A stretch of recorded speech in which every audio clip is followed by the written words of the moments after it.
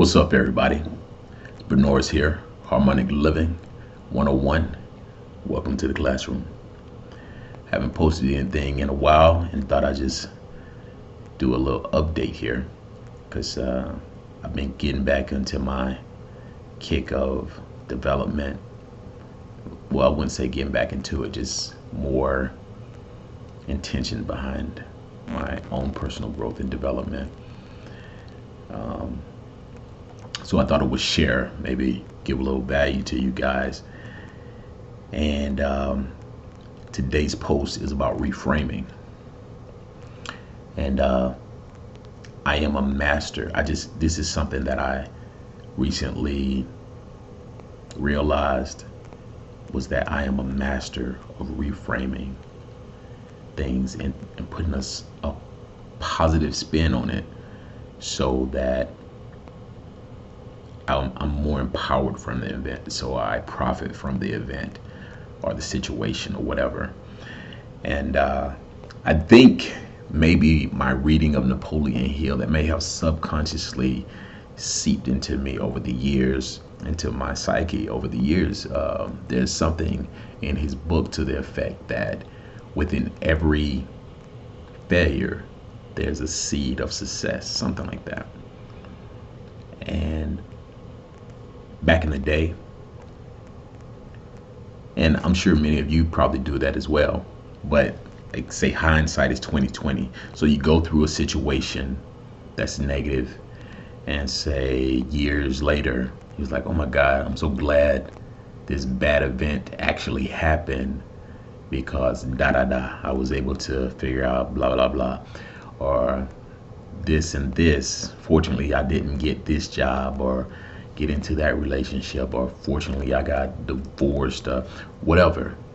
At the time when it was actually happening, it was like an awful event.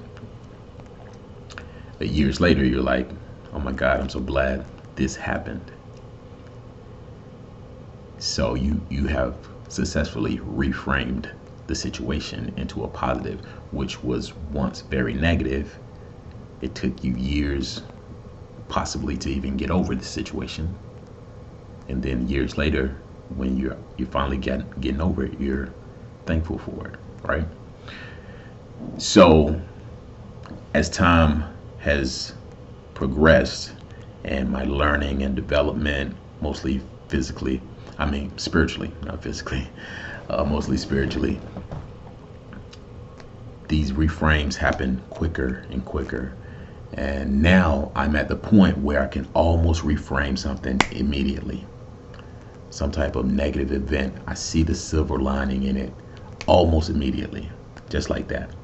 Almost everything, in every degree of issue that it might be.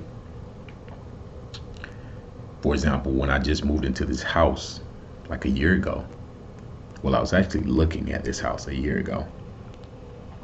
And there were all kinds, when I did the walkthrough, there were all kinds of hurdles I was gonna have to jump through when I was speaking to the agent about actually getting the house. And at the time I wasn't working. I wasn't working like a paycheck job type thing where I had pay stubs and all that kind of stuff to verify employment. And then boom, I was figuring all that stuff out, like how what I need to do to get that going. Boom, just like that, everything that I needed came into play. I was able to secure a job where I was actually able to show income and all the kind of everything that they needed for me to qualify to get the home. And I was living in this, if you've been following me, I was living in this little pit, like hellhole type place, just the worst of the worst place before. And had I not been able to reframe so quickly the situation and see the silver lining in it, I would have just been spiraling in despair of, I'm living in this little hellhole of a place. I see this place that I actually really like, and I'm not able to get it. And within 2 months later, I was moving in. Less than 2 months, I was moving into this place because I was able to reframe the whole situation. It got me into a better position as far as work goes. It got me in a better position socially, financially, and so much turned around just like that. And it was all because of my mindset and being able to reframe. So I encourage you to adopt a similar method. Figure out, find the silver lining in whatever it is, whatever issues you may be facing in life. Figure that out, and you reframe it. The quicker you reframe it and find the positive spin that may come about with it, the quicker you're out of the loop of despair, which will only lead you into the opposite direction of what you're trying to accomplish, right? For example, I was just watching Leo of actualize.org, and I think it was how to escape slave, how to stop being a wage slave. Yeah, something like that. And my first thought, while listening to the video, and I love his work, Leo's work, I just look at everything with a critical lens. And my first thought was, although I do work a traditional job, I'm not a wage slave. I'm a business owner. That's how I frame what I am and what I do. I offer services mostly to this is my biggest client, my employer. I offer services on a contract basis, and they pay me for those services. And I run my personal self like a business. So I'm an owner, not a slave. Now, if you felt like you were just going there and taking up space, or what, I don't even understand the mindset of being a slave. I don't know what they're thinking about. Like, how do they approach going to their job? I'm going to work for the man or something like that. No, I think I'm going to work for myself when I'm going to a job. So a wage slave is the type of person that you would probably hear saying, I'm going to work for the man. I got to go in and do this, that for them. I think pretty much the opposite way, because I'm an owner, not a slave. And I think everybody should be able to adopt a similar mentality.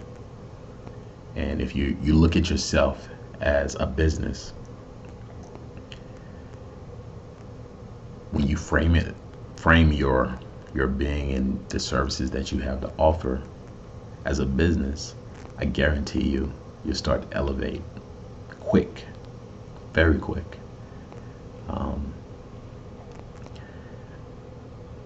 I look at myself as a business, and I'm at a fairly good place, a very good place actually. It's almost scary to think about how good I am, because that breeds stagnation sometimes. You get complacent because things are flow so good. I still have my Christmas tree up, by the way, because I feel like every day in my home is Christmas. I never bothered to even take it down, because I'm like, every day is a gift for me. Since I've been living here, it's been a gift.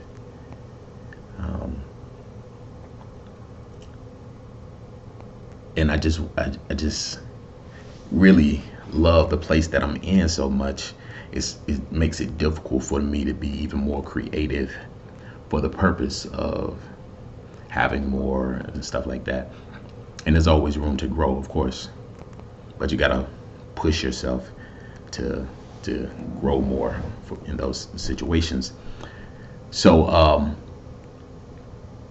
think I'm gonna make a part 2 to this video. I don't want to go too long, but just think about reframing your life and how you want things to flow. And when it comes to work, think of yourself as an owner, not a slave. And if you need any help on trying to, figure out how to reframe your issue, whatever it is you have going on, reach out to me. Click the link below.